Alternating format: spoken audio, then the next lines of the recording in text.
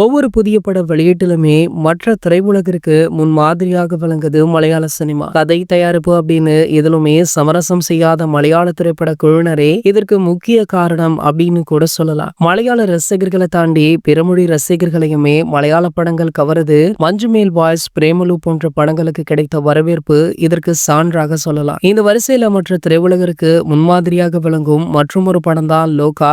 இந்த படத்துடைய chapter 1 release ஆகிருக்கு. சூப்பர் ஹீரோ படமான இதுல கல்யாணி பிரியதர்ஷன் கதையில நாயகியாக நடிச்சிருக்காங்க. மேலும் நஸ்லின், சந்தோஷ், சலீம் போன்ற முன்னணி நட்சத்திரங்கள் துணை நடிகராக நடிச்சிருக்காங்க.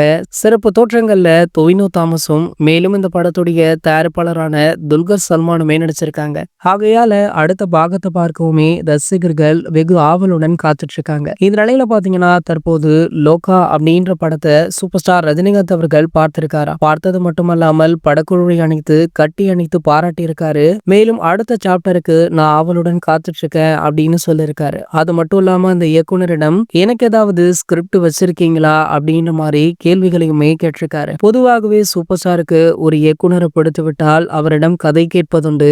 அதே போலதான் லோகா படத்துடைய இயக்குனரிடமுமே சூப்பர் ஸ்டார் ரஜினிகாந்த் அவர்கள் கதை கேட்டிருக்காரா. இந்த தகவல் தற்போது வெளியாகி சோசியல் மீடியாக்கள்ல வைரலுமே ஆகிட்டு இருக்கு. இது போன்ற செய்திகளை பற்றி நீங்க உடனே தெரிஞ்சுக்க நம்மளுடைய சேனலை மறக்காம சப்ஸ்கிரைப் பண்ணிக்கோங்க.